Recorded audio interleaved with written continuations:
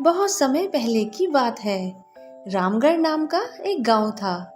उस गांव में राम प्रसाद नाम के एक प्रसिद्ध व्यापारी रहते थे। राम प्रसाद शहर के प्रसिद्ध व्यापारियों में से एक थे। अपनी लगन तथा मेहनत से उन्होंने अपने लिए काफी धन संपदा अर्जित कर ली थी।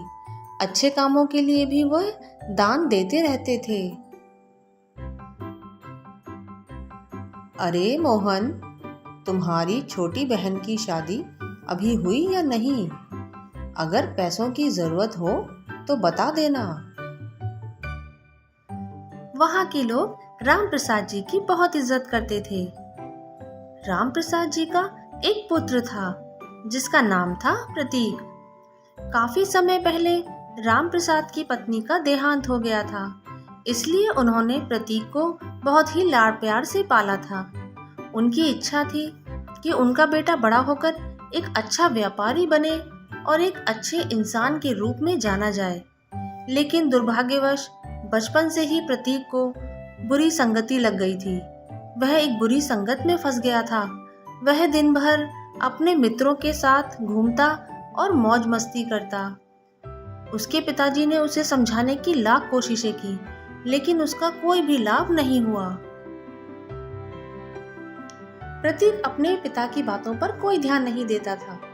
वह पहले की तरह अपने दोस्तों पर पैसे खर्च करता रहा और उसके दोस्त भी उसका पूरा फायदा उठाते रहे। वे अपने सारे खर्चे प्रतीक के पैसों से ही पूरा किया करते थे। पिताजी, आप मुझे बार बार टोका मत करिए। आखिर मेरे दोस्तों से आपको क्या परेशानी है? मैं सिर्फ अपने दोस्तों के साथ घूमता ही तो हूँ। अब से आप मुझसे कुछ नहीं कहेंगे। प्रतीक का अपने पिताजी की बातों का कोई असर नहीं होता था। प्रतीक अपने पिताजी के काम पर कोई ध्यान नहीं देता था और पूरे दिन अपने दोस्तों के साथ मौज मस्ती करता रहता था। धीरे धीरे समय व्यतीत होने लगा। रामप्रसाद अब और बूढ़े हो गए थे। दिन प्रतिदिन प्रतीक के लिए उनकी चिंता बढ़ने लगी थी, जिसके कारण वह अक्सर बीमार रहने लगे थे। उनका एक नौकर था रामू। रामू को उनकी बहुत चिंता रहती थी। रामू रामप्रसाद जी के लिए खाना लेकर आया। मालिक, थोड़ा सा तो खा लीजिए। अगर कुछ नहीं खाएंगे तो बीमार पड़ जाएंगे। क्या करूं रामू, मुझे प्रतीक की बहुत चिंता हो रही है। अगर मैं नहीं रहा तो उसका क्या होगा? वो कब अपनी जिम्मेदारी को समझेगा? अगर वो सारा कारोबार संभाल लेता तो मुझे कोई चिंता नहीं होती।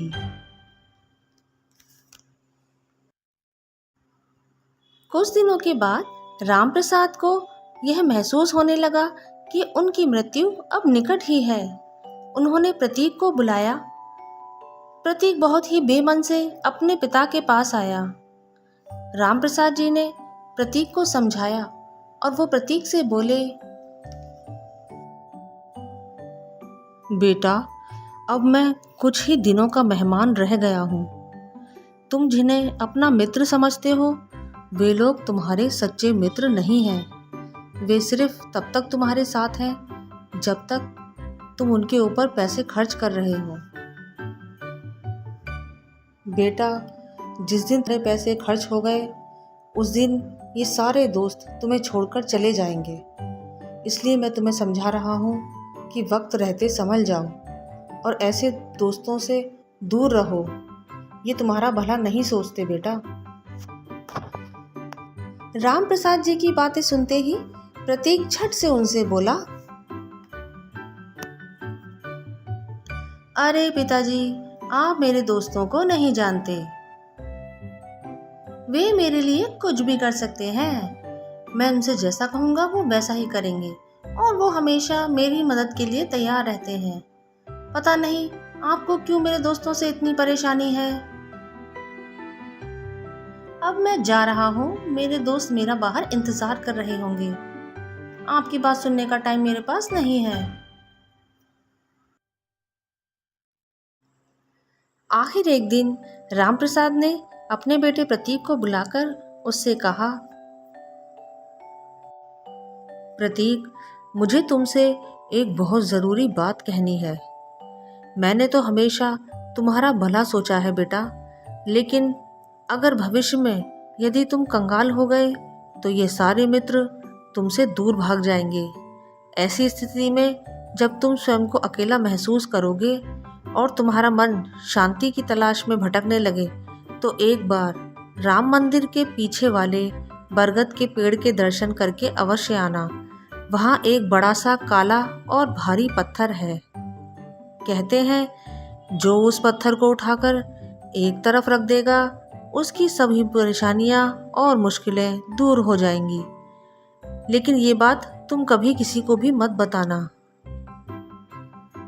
रामप्रसाद ने अपनी बात प्रतीक को बहुत अच्छी तरह से समझाई, लेकिन प्रतीक की समझ में कहाँ कुछ आने वाला था। वो अपने पिताजी से बोला,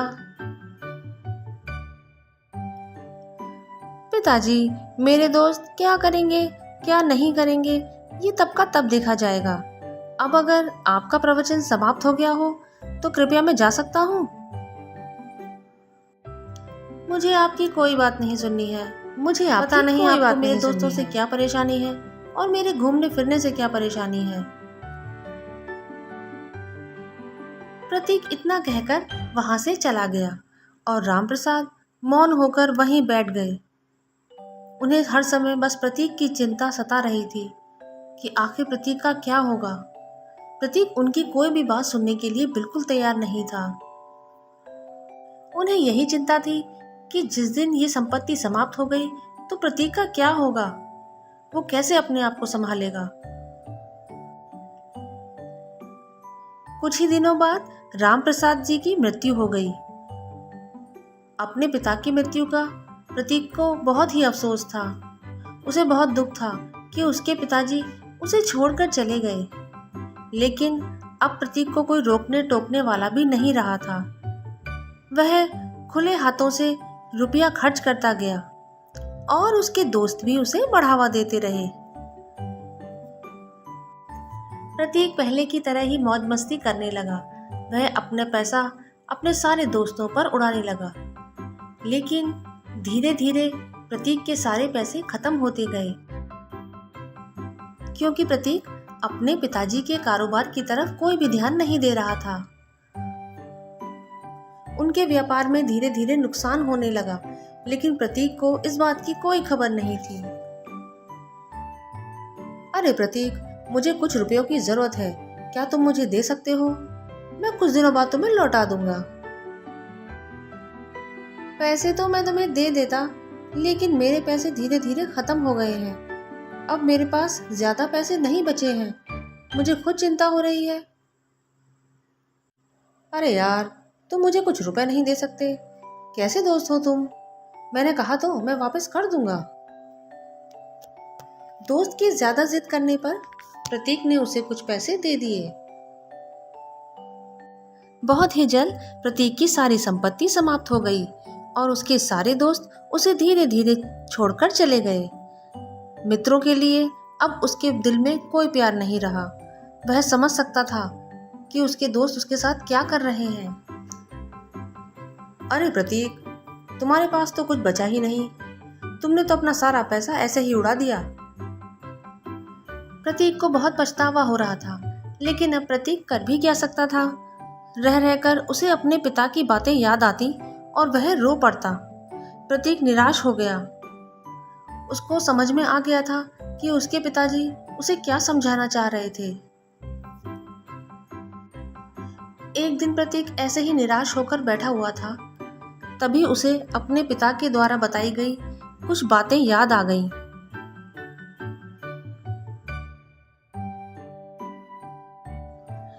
उसके पैर उसे अपने आप ही राम मंदिर तक ले गए। वह अपने आप ही राम मंदिर तक चला गया।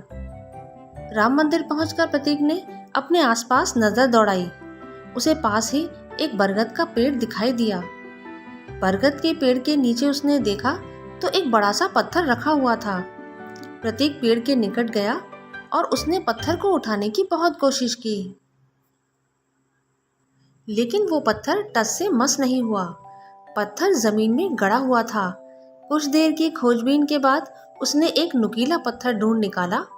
इस नुकीले पत्थर की सहायता से वह गड़े हुए पत्थर के आसपास की जमीन खोदने लगा।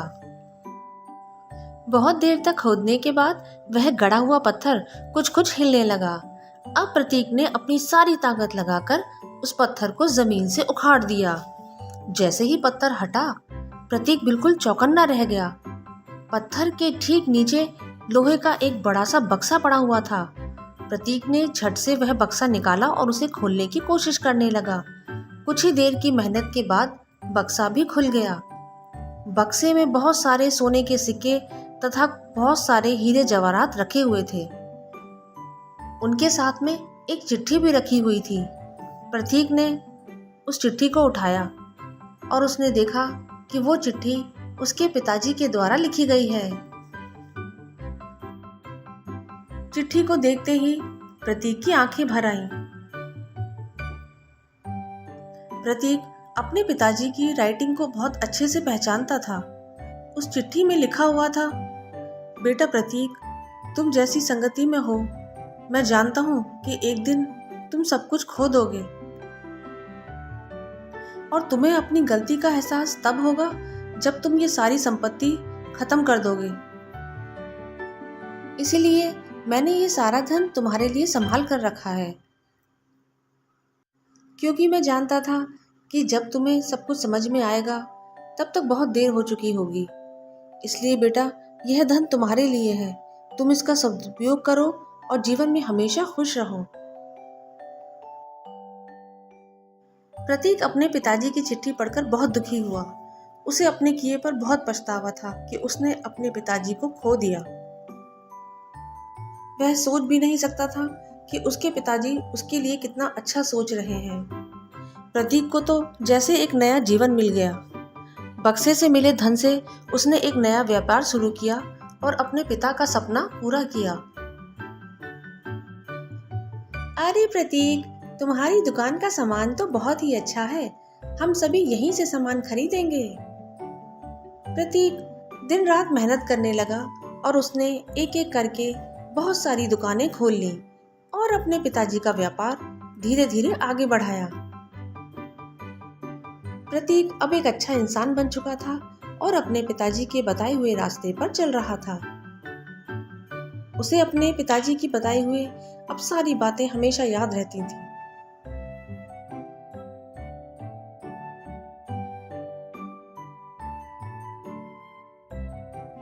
इस कहानी से हमें यह सीखने को मिला कि एक बुरी संगत इंसान के अच्छे स्वभाव, संस्कार को भी बिगाड़ सकती है।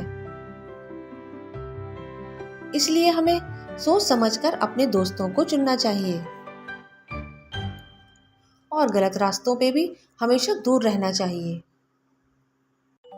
माता पिता और बड़ों की सलाह हमारे लिए बहुत जरूरी होती है, इसलिए हमें उनकी बातों को ध्यान से सुनना चाहिए। अगर आपको हमारी ये कहानी पसंद आई हो तो हमारी इस वीडियो को लाइक और शेयर ज़रूर करें। और हाँ, ऐसी ही मज़ेदार कहानियों के लिए हमारे चैनल को सब्सक्राइब करना ना भूलें। हमारे चैनल का नाम है सुनो एक कहानी। तो आगे मिलते हैं एक और मज़ेदार कहानी में। आप किस तरह की कहानी देखना चाहते हैं हमें कमेंट में ज़रूर बताइए। मैं उस तरह की कहानी लाने की पूरी कोशिश करूँगी।